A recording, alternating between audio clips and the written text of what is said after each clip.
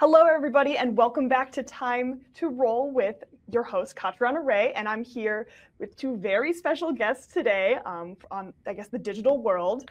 What about you two introduce yourselves? Hi, I'm Wyatt. I'm co-owner of Dungeons and Flagons here in downtown Lansing with my business partner, Colton. Yep, I'm Colton Hughes, co-owner of Dungeons and Flagons with my business partner Wyatt. That's me. Perfect. Tell me a little bit about Dungeons and Flagons. You can go for it. All right. So Dungeons and Flagons is the ultimate immersive tabletop role-playing space that you can rent out to be in this beautiful dungeon room that we have. You can hire game masters such as us to run a game if you don't have one, and then we also teach people how to play with Dungeons 101. That's so cool. Like, I can't even express to everyone how cool that is. I play at a few friends' houses and they have their own tables and own like little setups, but I have never seen anything like what y'all are doing over in Lansing with, I guess, these bigger setups. How did this come to be? Like, tell me about how this idea became a reality. Yeah, so it kind of started off as a, I don't want to say a joke, but a pipe dream. A pipe dream. Every nerd's dream. Exactly. So I run a game for Colton. I'm in one of games that Colton runs. And the pipe dream of, oh, wouldn't it be cool if we had an immersive space with a projector and all these minis and props that you can use and just the complete immersive space. And then opportunities arose to where we could have a little test room inside of an Element Massage expansion. And so we wanted just a generic dungeon room with the goal of later in this life form that we would have a space that would have multiple rooms, one being a dungeon, seafaring campaign, a haunted forest, the list goes on. But we figured the dungeon room would be a nice catch-all to start off with. The response has been awesome. This space is absolutely wonderful. It teleports you to a high fantasy realm that you didn't think was existing in downtown Lansing. It wasn't until now. No, absolutely not. That's so exciting. I know that you guys just opened up, had your grand opening this past week, or I guess last week now. So tell me a little bit about that. How'd that go? How was the public's reaction to seeing this new space? I've been downtown here for almost 10 years now. I own a massage place next door, and so I'm already pretty well threaded into the community, and so I've attended a lot of these, but like our ribbon cutting ceremony was the biggest that I had seen. Upwards of 50, 60, 70 people throughout the day, lots of media attention. It went perfect, honestly. I couldn't have asked for anything better. Everybody had a lot of fun. We had a costume contest. We gave away a lot of prizes we had a giant D20 that we were letting people roll for various prizes. It was magnificent. That's so cool. That's so exciting and so neat. I need to make sure to bring one of my tables out there one of these days and absolutely. Have a little bit of It's fun. a nice spot. Yeah, it seems really exciting, and also a lot of our tables are based kind of in the Lansing area, so it's like right next door to where me and my friends run around. So it's not every day that you hear about a place like your guys's coming into fruition, and I guess everyone being super excited about tabletops, Dungeons and Dragons, etc. So I guess tell me your guys' history about like TTRPGs, Dungeons and Dragons, and I guess the why. Like why do you guys play those games? Yeah, so I'll start since my resume is a little bit shorter. I really dove in during the pandemic. My wife wanted to test out D&D, and I dabbled a time or two before, and just like a session where it's like I don't know what the heck's going on. So landed a group on the LFG subreddit. Found a group, started playing. Great experience, learned a lot. But then, at that time, I discovered Critical Role as well and Dimension 20. So, it was just like I was consuming D&D in all sorts of media streams. And I just fell in love with it. I stick to D&D, just the high fantasy aspect of it, something I really love. And started my own campaign. I think I've run one campaign to completion, another one fizzled out, scheduling, the worst BBEG in tabletop role-playing games. And I'm about a year and a half, 2 years into our campaign right now. And I just love D&D so much. I know there's the common saying that everybody starts with D&D and then goes to something else.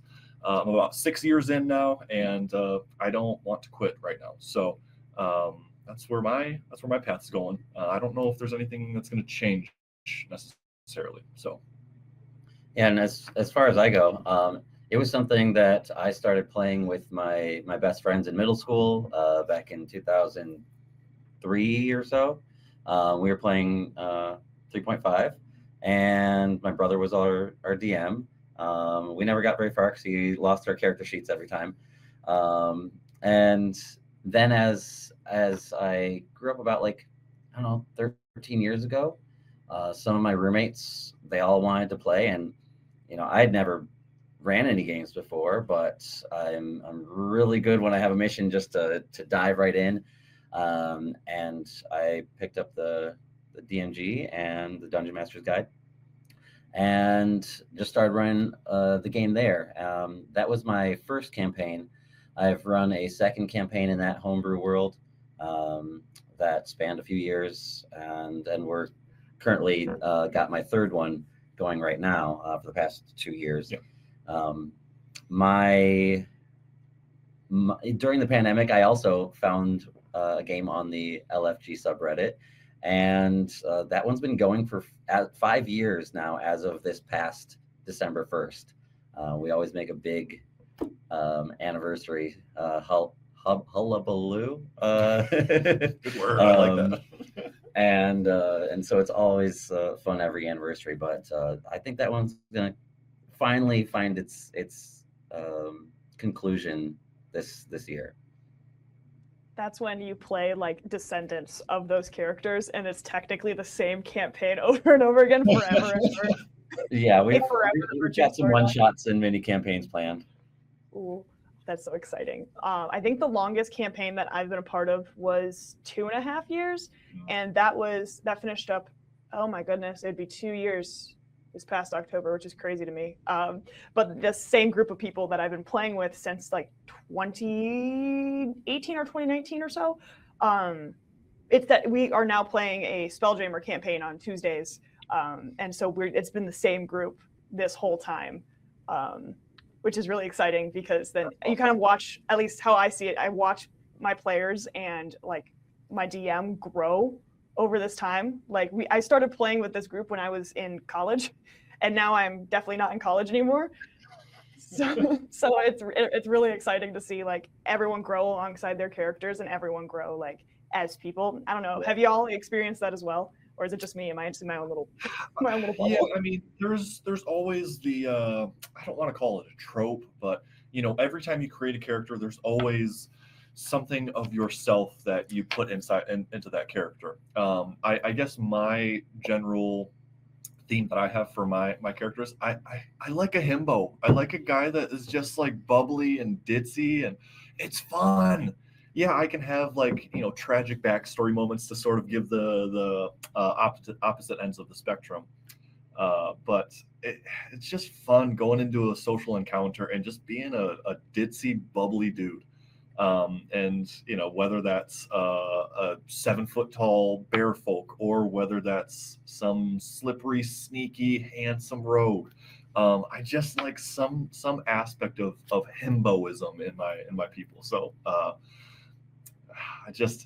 for growth, I've seen growth in myself for sure. I got into D&D to one of the reasons I got into DMing, to bolster my communication skills. Mm-hmm. I just felt like I had a lot of ideas in my head and they didn't have an avenue to get out. This helps me channel that. I get to create my own world and social encounters and beasts and puzzles and troubles and overarching themes and campaigns.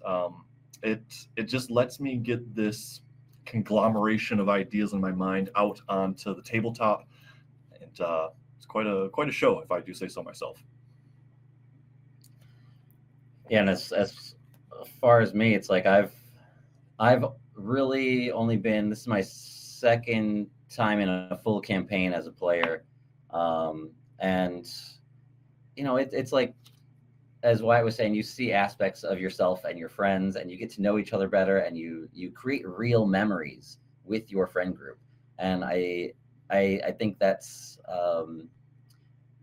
just the magic of it is that you can go on adventures with your friends and it feels real because you can think back, oh yeah, there was this one time that Wyatt disintegrated my boyfriend, and that was the most epic moment, especially when he came back in an explosion because he was a paladin, a Phoenix paladin. Yeah, right? Little homebrew class that I fell in love with, and you know, breaks the rules, but it's fun. I think just the mental whiplash I just got of disintegration and then just coming back just threw me for a loop. I can't imagine how it was for like you guys being there. It was something. That's really cool. That's I'm gonna remember this for next time I do a fantasy campaign of the power of disintegration, and then also how cool it would be if someone just like boop, back to life. It grasps their heart, gets them engaged. Tears, yeah. Especially for me, because that was my himbo boy. That was my barefoot paladin, and you know, even though I knew what was going to happen, it was still sad to see him scared, to see him go momentarily. But it's fine. You died, but like you got better. It's fine. He'll be back. Yeah, but that's I mean the emotion and the excitement just from playing D&D. Every time somebody plays for the first time, like that feeling you get when 10 minutes after the game is over and everybody's leaving and they're all texting you like, oh my god, that was so fun, that was the best thing ever, when can we do it again?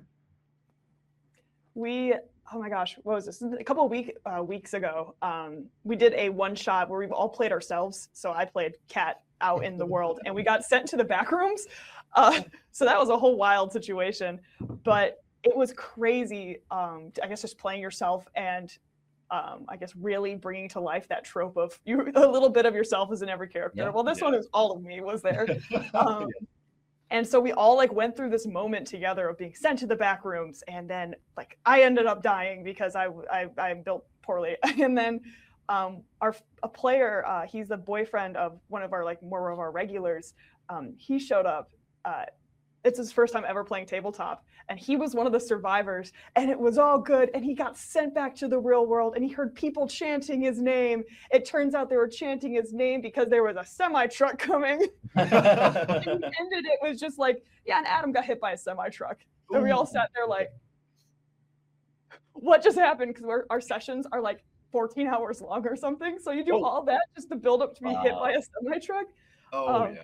Crazy. But in the more fantasy side of things, I've never, knocking on wood right now, never had a player character death for myself.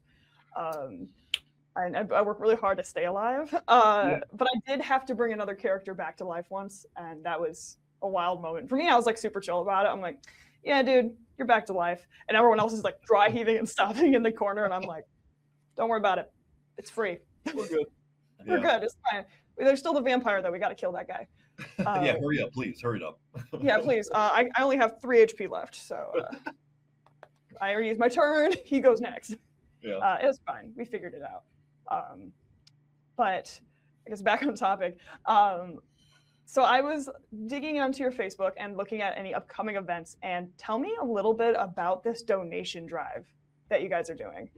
Yeah, so we are working with Michigan Families for Fair Care. I know a few of the people there, and they wanted to reach out and kind of help showcase our new business while also, you know, helping the community. We've got a treasure chest that was once empty and is now pretty full.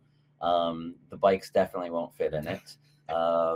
We have the donation drive going all this week. We are supposed to do a special community session where we had people come talk today, but the weather is a little dicey outside, so we are going to have it on Tuesday now from 2 to 4, December 16th. And we are donating our toys that we get to the First Presbyterian Church of Lansing, as well as we're doing a drive for hygiene products and first aid kits and gender affirming care for the Sela Center, which is the Lansing's LGBTQ plus kind of community hub. That's so cool. It warms my heart. I love it when I hear community events like this because it is the reason for the season, I guess, if I want to be like really tropey about it. But it's nice seeing the community all come together to help out people during this time. And and that's the whole thing. It's like the whole like cuts to different programs like SNAP and Medicaid and Medicare. That's a trigger for this occurring, and we want to help out as we can, and but also let people know that there's a really cool place to come hang out too. Let me check any of my questions. I have my question list right here to the audience. I'm not just staring like this. I'm going to roll out the red carpet for you guys. Tell me where people can find you, where the building is located, what time y'all are open, and all the nitty-gritty detail stuff. Yep. So our website is www.dnf.games. Our phone number is 517-997-8363.